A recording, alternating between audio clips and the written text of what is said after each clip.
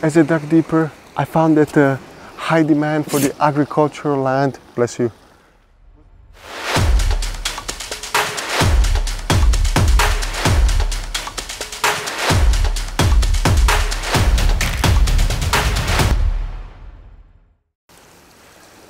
I have a confession to make.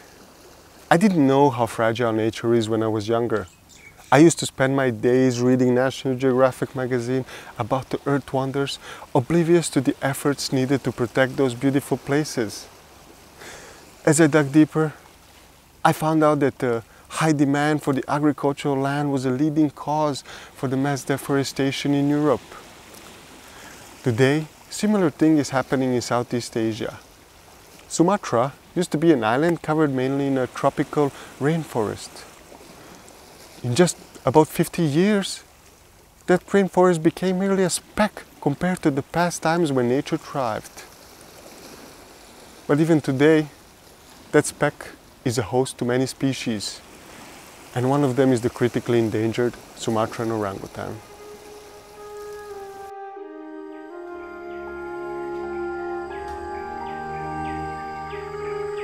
It's early in the morning and the sun rays are piercing through the trees, illuminating the river Landak. The crystal clear, narrow river divides the village of Bukit Lawang and Gunung Leuser National Park.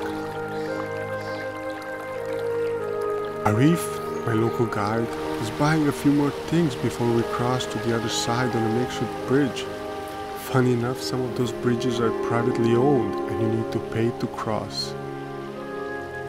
Arif waves at me and we slowly make our way across the bridge while the boards clatter under us. A river flows swiftly beneath us, looking like it's in a hurry to get somewhere. I'm feeling the difference in the atmosphere as we step on the other side, but it is most prominent as we are walking into the jungle.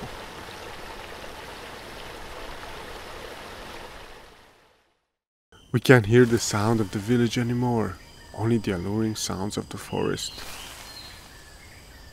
The sweat dampens my backpack as the sultry jungle air presses upon us. As we are walking down the path that's still wet from rain the day before, Arif signals me to stop and listen.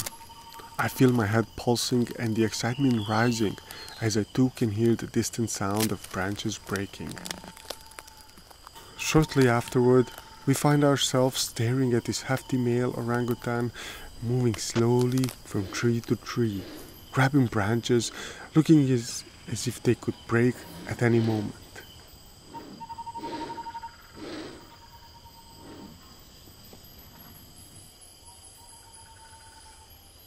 His muscular body is overgrowing by thick orange hair. From his round head to eyes glare, looking unmistakably humane.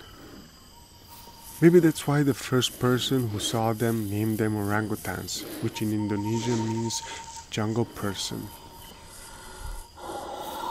This orangutan is one of the 8,000 living in the Gunung Leuser National Park, which is the only place where orangutans, tigers, elephants and rhinos coexist. The forests are astonishingly biodiverse, partly due to the summit of the mountain Leuser, which is 3,404 meters high. Alongside the mountain height, volcanoes, lakes and rivers contribute to creating this astonishing variety. It is home to around 750 animal species and staggering 10,100 plant species.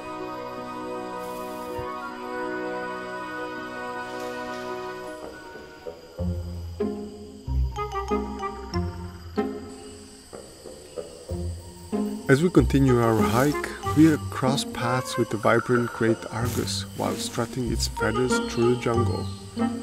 Arif tells me they call them tiger food.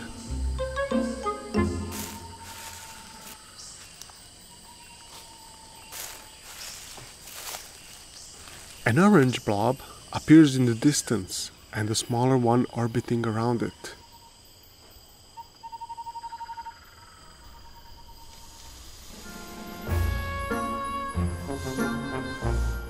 As we are coming closer, we see it is a female orangutan, and next to it, a playful youngster, sharpening his climbing skills.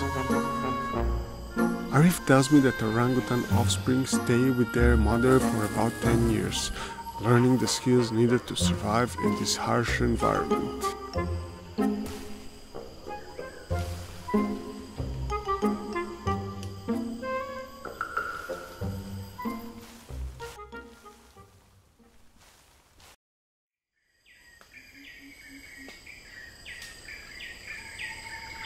On our way home, the clouds are covering the sun and dulling the astonishing colors of the rainforest. As we reach the end of the path, once again the Landak River is flowing in front of us. We are taking off our muddy shoes and dipping our legs into the wonderful Landak River and slowly making our way back outside of the national park as the river loosens our tired legs. After a day's walk, I'm sitting on the balcony and absorbing the sounds of the river as the darkness and rain are taking over the forest. I'm thinking of the days in my youth when all this seemed distant but astonishing. Since then, I have replaced the word distant with familiar, while I kept the word astonishing and added gorgeous, magnificent, fragile.